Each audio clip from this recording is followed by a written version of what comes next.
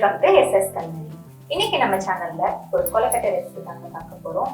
பொதுவாக கொலக்கட்டைனாலே விநாயகர் சதுர்த்தி அன்னைக்கு தான் பண்ணணும், ஏன்னா விநாயகருக்கு ரொம்ப பிடிக்கும் அப்படிதான் நிறைய பேர் நினைக்கிறாங்க. ஆனா மதுரையில பொறுத்த வரைக்கும் வருஷத்துல 365 நாளும் கொலக்கட்டை கிடைக்கும். அதுவும் ஈவினிங் டைம் போனீங்கன்னா கண்டிப்பா உங்களுக்கு கிடைக்குங்க.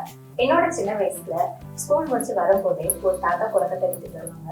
அதை வாங்கிட்டு தான் நான் வீட்டுக்கே போவேன். வீட்டுல அடி வாங்கினாலும் பரவாயில்ல, கொலக்கட்டை வாங்குறது மட்டும் மறக்க மாட்டேன். அது என்னோட ஃபேவரட் கொலக்கட்டைன்னே சொல்லலாம். இப்ப ரீசெண்டா நான் மதுரை போகும்போது தெப்பக்குளம் சைடுல கொலக்கட்டை எடுத்துட்டு இருந்தாங்க. அதை பார்த்ததும் என்னோட சைல்ட்ஹுட் மெமரி எல்லாம் ஞாபகம் வந்துச்சு. ஸோ அந்த கொலக்கட்டையை நம்ம வீட்டில் செஞ்சு சாப்பிடணும் தான் இன்னைக்கு நான் பண்ண போறேன். அதை நான் உங்க கூடயே ஷேர் பண்ண போறேன். வாங்க ராகி கொலக்கட்டை எப்படி ஈஸியா பண்ணலாம்னு பார்க்கலாம்.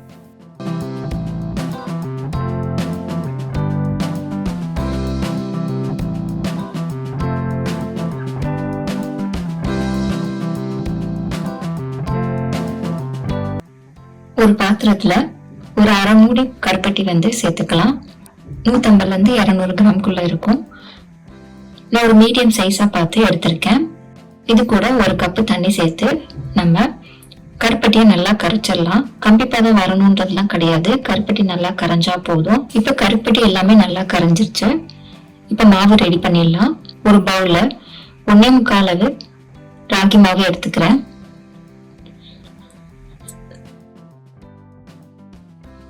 ஒரு டீஸ்பூன் ஏலக்காய் பொடி சேர்த்துக்கிறேன்.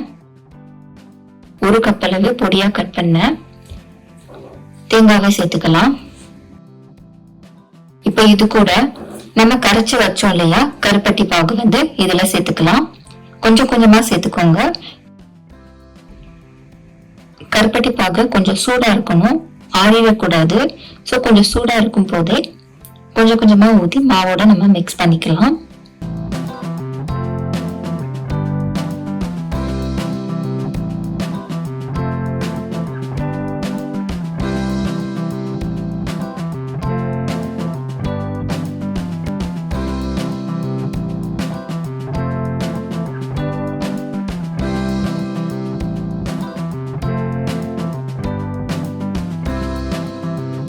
இப்ப மாவு ரெடி ஆயிடுச்சு.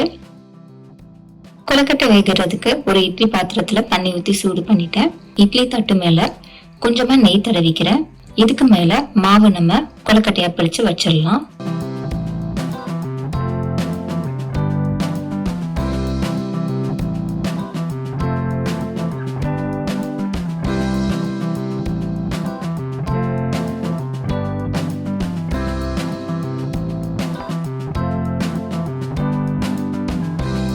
இப்ப எல்லா மாவுமே கொலக்கட்டையா பிடிச்சு வச்சுட்டோம்.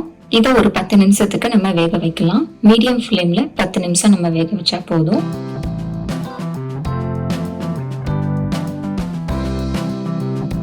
பத்து நிமிஷம் கழிச்சு ஓபன் பண்ணி பார்த்தோம்னா கொலக்கட்டை ரெடியா இருக்கும்.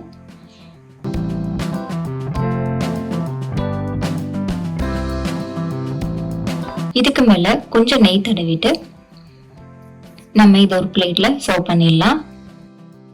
அவ்வளவுதாங்க, ராகி கொலக்கட்டை ரெடி ஆயிடுச்சு.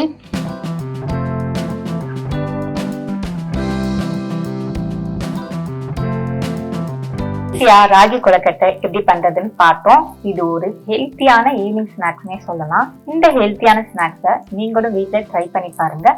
டேஸ்ட் எப்படி வந்ததுன்னு மறக்காம கமெண்ட் பாக்ஸ்ல கமெண்ட் பண்ணுங்க. நீங்க இந்த ரெசிபி ட்ரை பண்ணும்போது கருப்பட்டிக்கு பதிலா வெல்லம் இல்லைன்னா நாட்டு சக்கரை யூஸ் பண்ணாதீங்க. அப்படி நீங்க யூஸ் பண்ணீங்கன்னா அதோட டேஸ்ட் கொஞ்சம் டிஃபரெண்டா இருக்கும். பட் அதை கம்பேர் பண்றதுக்கு நீங்க கருப்பட்டி யூஸ் பண்ணீங்கன்னா அதோட டேஸ்ட் ரொம்ப நல்லா இருக்கும். ஸோ இந்த ரெசிபிக்கு நான் சொன்ன மாதிரி கருப்பட்டியை யூஸ் பண்ணி பாருங்க. டேஸ்ட் எப்படி வந்ததுன்றத மறக்காம கமெண்ட் பாக்ஸ்ல கமெண்ட் பண்ணுங்க. அது மட்டும் இல்லாம உங்க சைல்ட்ஹுட் மெமரிஸ்ல நீங்க ஏதாவது ரெசிபியை மிஸ் பண்றீங்கன்னா அது என்னன்றதையும் கமெண்ட் பாக்ஸ்ல கமெண்ட் பண்ணுங்க. நானும் அதை ட்ரை பண்ணி பாக்குறேன். நெக்ஸ்ட் வீடியோல அதை போஸ்டும் பண்றேன்.